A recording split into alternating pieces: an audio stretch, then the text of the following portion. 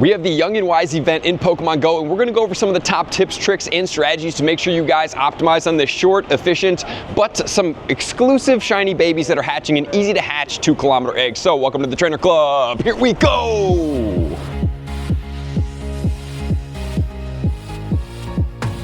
The Young and Wise event is starting on December 10th, which is going to be Tuesday at 10 a.m. and that's going to go all the way until Saturday, the 14th at 8 p.m. And on Saturday, do not forget, guys, that we also have the Necrozma Raid Day going down from 2 until 5. So if you guys are trying to get some fusions going down, maybe you're missing 100% IV like myself, or you just want to get more shinies, remember that the Necrozma is going to be boosted during this day. So it is a fantastic time for you guys to be able to go out there and catch Pokemon. There will be a tip video coming out about this as well very soon. So during this event, we're going to have 2 bonuses going on. It's going to be 2 times hatch XP, which is really not something to write home about. So for that specific one, I wouldn't really worry about it, but the better one is going to be 2 times raid XP. So every time you're doing a raid, you're going to get 2 times the XP for that, which means for legendary raids, you're going to be getting 2 times. So instead of just 10,000, you're going to be getting 20,000. On Lucky Egg, that's 40,000. And just as a reminder, why I mentioned in the beginning of this video for the Necrozma Raid Day that this is going to be very important, because if you have not checked out your local community on Campfire, more than likely there's going to be a meetup for the Necrozma Raid Day, meaning there's going to be a lot of trainers that are going to be coming out wherever you are in the world to be able to go out and hunt this Pokemon, meaning you're going to be able to take them down fast, and then they're going to reset every hour, more than likely, which they should, as all raid days do. So you will be able to get a ton of XP on this day. So using 6 lucky eggs on this day is going to be very important. Or throughout the week, if you want to go after that. Remember, Genesect is in tier 5 raids. It is a double week to fire Pokemon, and that makes it extremely easy to take down. Also, I want to remind you guys that the At a Raid feature is back into Pokemon Go. So if you do want raids and you're trying to get more XP, you're on a lucky egg, you can always check out to see some of your friends that are at raid battles to help you out. So do not overlook this raid XP. And if you don't use this throughout the entire week, make sure to use lucky eggs from 2 until 5 on Saturday and optimize on this Necrozma Raid Day, because it does go through that entire event bonus, and this is a great 2 for the price of 1 stack for XP. During this event, there's also going to be Pokestop showcases. I always suggest you guys try to go to at least some remote areas and compete in these, because it does give you good or even great chances, depending on how competitive these Pokestop showcases are, to be able to get premium items in the game for free, such as premium lore modules, regular lore modules, lucky eggs, star pieces, and more. I always do these and they always pay off. And then when we're talking about the 2 times hatch XP, so like I said, the bonus isn't great, but there are 2-kilometer egg features during this event. So if you want to use these eggs, you're going to have to hatch through whatever you have and spin new eggs to be able to capitalize after the event starts. Anything that's in your bag from an egg perspective before this starts is not going to be effective. But in these eggs, we have 6 unique baby Pokemon that all have shinies, and maybe you haven't got these. This would be a good time to try for them, because they are in these 2-kilometer eggs. The only thing I am going to caution you guys is that I just don't really ever see great returns from hatching eggs. I don't like to do it. Maybe I will hatch 2 eggs at a time or 3 eggs. Is there a likelihood that I'm going to be going and trying to blow through a ton of these? No. Unless they give us an incredibly good hatch box, which is going to give me incubators for a very cheap price, that's the only time I would go after this. If not, I'm going to pass on this situation. But you guys can do and use your discernment however you like. Maybe you have luck in eggs.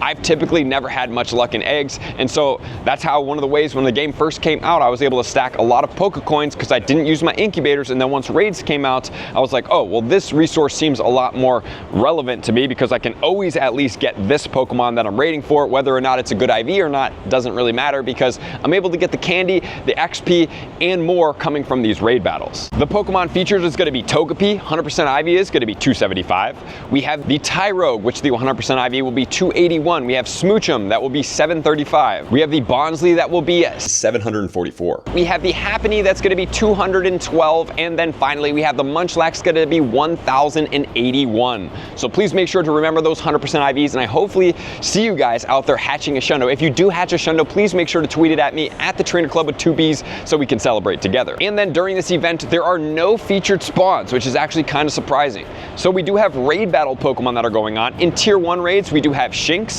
Scraggy, Tyrant, Phantump, as well as Jangmo-O. And what I want to caution you guys, maybe you don't have the 100% IV or even the shiny Jangmo-O. Totally cool, because just as a reminder, Jangmo-O has been featured in multiple Pokemon features throughout this last couple months, but what I'm gonna tell you guys is that June should be the Jangamo calm day. So don't go out and kill yourself with premium resources right now, paying your money to try to get these, when in June you're gonna be able to capitalize and get a ton of these shinies and potentially even a shundo on that day. But then we do have 3-star raids, and in the 3-star raids, we are gonna be getting Alakazam. I suggest you guys skip over that because that one also does have a mega. So if you're gonna use a mega raid, obviously it will give you mega energy. A regular raid will not, so just skip over that and be efficient with that. Not only that, you're gonna get Oranguru, which already had a field research day, so skip over that too. But there is Drampa out there if you guys are looking for that. Trainer club, right? Yeah. No way, bro. You're in Hong Kong for the safari? Yeah. All right, enjoy. Thank you, man. Good to see you.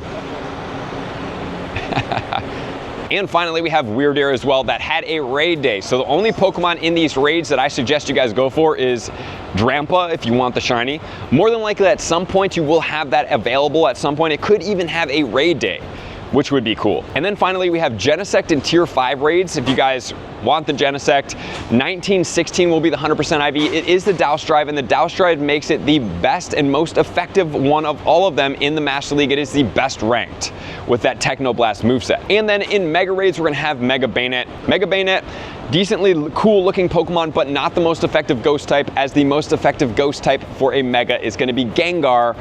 And so this one doesn't even have a dual typing, meaning it's only a ghost type. So using it as just a solo ghost type to get XL Candy at a Mega level 3 is not even productive. So I suggest skipping over the Mega Bayonet. And finally, we have some field research going down. Catch 7 Pokemon can be Poliwag or Ralts at 355 or 231. Win 2 raids can be a Snorlax at 1382. Hatch 2 eggs can be a Volibile at 545. And then explore 2 kilometers can be a Teddiursa at 569 or a Lillipup at 392. And then we have collection challenges as well. If you're gonna hatch the Tyrogue, the Togepi, the Smoochum, and the Munchlax, you can get a Snorlax encounter and 2000 XP. And then the Young and Wise raid challenge, if you guys do want to do this, you don't have to, but just as a reminder, we do get 2 raid passes every single day. So if you want to use one of those premium free raid passes, you can go after this and do one of these raid battles by doing the raids of Scraggy, Shinx, Phantump, and Tyrant. You will be able to get 2000 XP and a Gibble encounter. So this event is not crazy, but the 2 times raid XP is effective going into the Necrozma raid day, so I would suggest you guys do that. And then I personally, how I'm gonna operate this event, I will be using 2 incubators. I'll be using my free incubator and then a paid incubator to hatch 2 kilometer eggs. And if I do so, I will do the field research as well if I need the Volibile shiny. I don't need it, so for me, I am gonna go after the other one, which is complete 2 raids for the Snorlax encounter if I'm gonna be doing raid battles anyway. If you stack up 3 of those and you make that efficient, you can obviously not pay as much to be able to get that. And just a reminder, these babies are in 2 kilometer eggs, so you don't even have to really go after hatching a ton of these. You could just be active, have your adventure sync on, throw on your Pokemon Go++, and optimize getting these eggs hatched at that time. So thank you guys for being here. I love and appreciate you guys. We have a lot of cool things coming to Pokemon Go. I want to say I appreciate you guys for tuning into the Hong Kong vlog. It was a great time getting that Lapras. Let me know in the comments below, should I max out that Lapras in a future video? Thank you guys. See you out on the next video. Peace. I want to take this time to thank everybody who supports me in every facet. It means the world to me, and an extra special thank you to all my Patreons. I greatly appreciate the extra support to continue to allow me to pursue Pokemon Go full time, allowing me to create my daily video uploads in the most timely fashion for everyone's benefit. Plus, I get the amazing experience of sharing my creative processes behind the scenes and raiding all around the globe with select upper tiers. Thank you everybody for being a part of the Trainer Club. You all mean the absolute world to me, and I will see you guys out on the next video.